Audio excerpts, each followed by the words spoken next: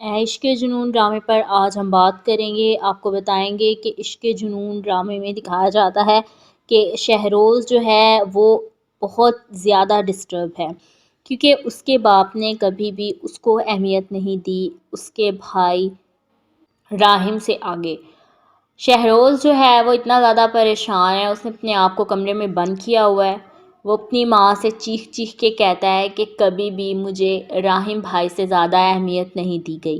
کبھی بھی مجھے یہ نہیں کہا گیا کہ شہروز اس طرح کا ہے، شہروز نے یہ کیا، شہروز نے وہ کیا۔ نو،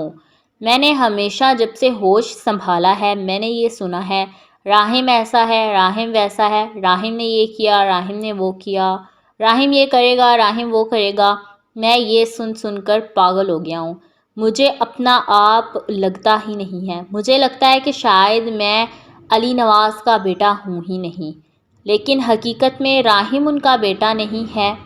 اور میرے بابا ان کو اپنی سگی اولاد سے زیادہ پیار کرتے ہیں، ان کو اپنی سگی اولاد سے زیادہ ترجیح دیتے ہیں۔ مجھے تو کبھی کوئی پوچھتا ہی نہیں تھا، میں نے اپنے آپ کو اتنا انڈر ایسٹیمیٹ کیا، اپنے آپ کو اس لیول تک گرایا، اتنا اپنے آپ کو میں نے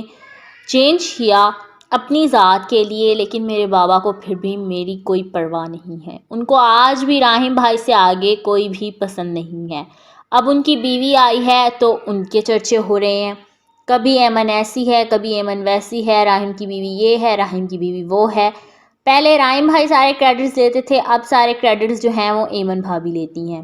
لیکن ایمن کے ساتھ جو بھی مس ہیپ میں نے کیا، جو بھی میرا قصور تھا، میں اس کو تسلیم کروں گا۔ اپنے بابا کی نظروں میں پہلے ہی بہت برا ہوں اور برا بن جاؤں گا، خیر ہے۔ اس کی ماں جو ہے وہ اس کو سمجھاتی ہے کہ تم ایسا کچھ نہیں کرو گے، تم میرے بیٹے ہو، میں تم سے پیار کرتی ہوں، تم اگر اپنے آپ کو اتنا انڈر ایسٹیمیٹ کر لو گے تو تمہارے لیے سانس لینا بھی مشکل ہو جائے گا، اور میں کبھی بھی نہیں چاہتی کہ میرا بیٹا جو ہے اتنا حد تک جو ہے وہ گرے۔ میں تمہیں بہت پیار کرتی ہوں، میں تم سے یہی کہوں گی کہ تم اپنے ساتھ یہ سب کچھ نہ کرو۔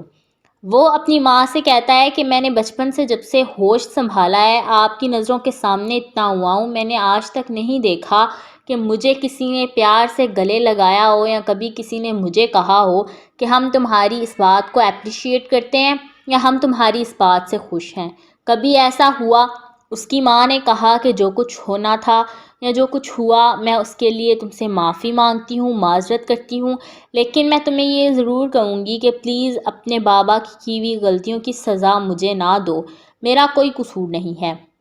اس کی ماں عافیہ جو ہے وہ کہتی ہے میں اپنے بھائی سے بات کرتی ہوں، میں اپنے بھائی سے بات کر کے تمہیں اس سارے عذاب سے نکالتی ہوں۔ شہروز کہتا ہے کہ آپ کسی سے کوئی بھی بات نہیں کریں گی، میں آپ کو کسی سے کوئی بات کرنے نہیں دوں گا۔ عافیہ اس کو کہتی ہے کہ تم میرے ساتھ یہ ظلم، یہ زیادتیاں نہ کرو، میں تمہاری ماں ہوں، مجھے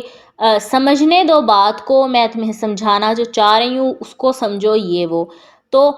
راحم کا بھائی شہروز اپنی ماں سے کہتا ہے کہ آپ سب کچھ چھوڑ دیں، مجھے کسی بارے میں کوئی بات نہیں کرنی۔ اب آپ خود دیکھ لیں، اتنا بڑا ٹینڈل میں نے بابا کو لے کے دیا، اور اس پروجیکٹ کی فائل انہوں نے جا کر راحم کے ہاتھوں میں رکھ دی، حالانکہ وہ ابھی ہاسپٹلائزڈ ہے، ابھی اس کو گولی لگی ہے، ابھی اس کی طبیعت نہیں سٹیبل، لیکن پھر بھی انہوں نے یہی کہا ہے نا کہ یہ سارا پروجیکٹ جو ہے وہ راحم سنبھالے گا، بے شک اس کی کنڈیشن نہیں ٹھیک، پھر بھی راحم سنبھالے گا۔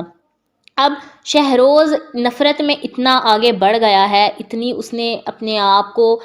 جو ہے اس چیز سے گزار لیا ہے کہ وہ اب پسٹل نکالے گا، وہ اپنے بھائی کو گولی مار دے گا، اس سے آگے اینڈ لیول ہو جائے گا۔ دکھایا جاتا ہے کہ ایمن جو ہے وہ ہاسپٹل میں ہی ہے، سٹل اپنے شوہر کی خدمت میں لگی ہوئی ہے، اپنے شوہر کا خیال رکھ رہی ہے، ڈاکٹرز بھی حیران ہے کہ کیسی بیوی ہے، نہ اس کو اپنے سونے جاگنے کا خیال ہے، نہ اس کو کھانے پینے کا خیال ہے، اس کو کوئی فکر نہیں ہے، وہ بس یہ دعائیں کر رہی ہے کہ اللہ کرے میرا شوہر ٹھیک ہو جائے، میں اس کو اپنی آنکھوں سے دیکھ لوں، کیونکہ راحم اتنا اچھا ہے، اتنا اچھا ہے۔ ایمن جب شہروز کو دیکھتی ہے تو اس کو یاد آتا ہے سب کچھ پیچھے، کہ مجھے قتل کرنے کی کوشش راحم نے نہیں کی تھی بلکہ شہروز نے کی تھی، میرے ساتھ جو کچھ ہوا وہ سب کچھ شہروز نے کیا۔ اس کو جب سب کچھ یاد آ جاتا ہے، اس کی یادداشت واپس آ جاتی ہے، وہ پھر راحم کے کمرے میں جاتی ہے، وہ راحم کو کہتی ہے کہ تم اٹھو، مجھے تم سے بات کرنی ہے، مجھے تمہیں کچھ بتانا ہے، مجھ سے بات کرو، لیکن راحم کوئی جواب نہیں دے رہا ہوتا۔ راحم کو ابھی تک ہوش نہیں آیا۔ ایمن اس کی وجہ سے کافی زیادہ پریشان ہے۔ ایمن کہتی ہے کہ مجھے راحم کی ضرورت ہے۔ اس وقت راحم آنکھیں نہیں کھول رہا، میں کیا کروں؟ آپ کو بتاتے چلیں کہ عافیہ جو ہے وہ پھر ایمن کو کال کرتی ہے، ایمن کو کہتی ہے کہ تم راحم کا بہت خیال رکھنا، اس کو تمہاری ضرورت ہے۔ لیکن اتنے میں جو شہروز ہے وہ ہاسپٹل پہنچ جاتا ہے، وہ ہاسپٹل کے کمرے میں جاتا ہے اور وہ جا کر اپنے بھائی کو گولی مار دیتا ہے۔ وہ اپنے کمرے میں ایمن کو جب نہیں پاتا، ایمن وہاں پر نہیں ہوتی، شہروز موقع کا فائدہ اٹھاتا ہے اور جاتے ہی اپنے بھائی کو گولی مار دیتا ہے۔ وہ پہلے ہی ہاسپٹل میں موجود ہوتا ہے اور اپنے بھائی کو گولی مار دیتا ہے، تو اس کا بھائی جو ہے وہ اور تکلیف میں ہوتا ہے، اس کو سمجھ نہیں آ رہی ہوتی، تو ڈاکٹرز جو ہیں وہ فوراً سے آ جاتے ہیں اس کے پاس اس کا خیال رکھنے کے لیے۔ تو وہ پھر ڈاکٹرز جو ہیں راحم کو دوبارہ سے چیک اپ کرتے ہیں، اس کی گولی نکالتے ہیں، اور وہیں پر عین موقع پر پولیس آ جاتی ہے۔ ایمن سارا بیان ریکارڈ کرواتی ہے۔ ایمن بتاتی ہے کہ شہروز نے میرے ہسبینڈ کو جو ہے قتل کرنے کی کوشش کی ہے، اس نے میرے شوہر پر گولی چلائی ہے، وہ میرے شوہر کے خلاف ہے، اس نے یہ سب کچھ کیا ہے، میں اس کے خلاف FIR کٹواتی ہوں۔ اب جو پولیس والے ہیں وہ شہروز کو ڈھونڈ رہے ہیں، شہروز لاپتہ ہے، وہ اس کا کسی کو کچھ نہیں پتا۔ اب پولیس جو ہے وہ شہروز کے پیچھے عافیہ کو اریسٹ کرے گی، اس کا وارنٹ نکالے گی، عافیہ کے بھائی کا وارنٹ نکالے گی۔ ڈرامہ سیریل عیش کے جنون میں دکھایا جائے گا کہ لاسٹ پر جو عافیہ ہے اس کو شہروز کو پولیس اریسٹ کر کے لے جائے گی۔ علی نواز کو ان ساری باتوں کا نہیں پتہ ہوتا۔ جب راحم جو ہے اس کو ہوش آنے لگتی ہے، وہ اپنے باپ کے گلے لگتا ہے، اپنے باپ سے معافی مانگتا ہے، اس کا باپ اس کو معاف کر دیتا ہے، ایمن کو ایکسیپٹ کر لیتا ہے۔ اس کا باپ اس کو کہتا ہے میرے سے بہت بڑی غلطی ہوئی ہے جو میں نے اپنے بیٹے کی بات نہیں مانی، اپنے بیٹے کا ساتھ نہیں دیا، اپنے بیٹے کو اس وقت اکیلا چھوڑا جب اس کو میری سب سے زیادہ ضرورت تھی۔ تم میرے خون نہیں ہو، تم میرے میں سے نہیں ہو، میرے وجود کا حصہ نہیں ہو، میں نے تمہیں جہاں سے اڈاپٹ کیا، مجھے آج اس بات کا احساس ہوتا ہے کہ میری زندگی کا وہ فیصلہ سب سے اچھا فیصلہ تھا، میری زندگی کا سب سے بہترین فیصلہ تھا۔ راحم علی نواز کے گلے لگ کر اس کو کہتا ہے کہ مجھے اس وقت ان حسرتوں کی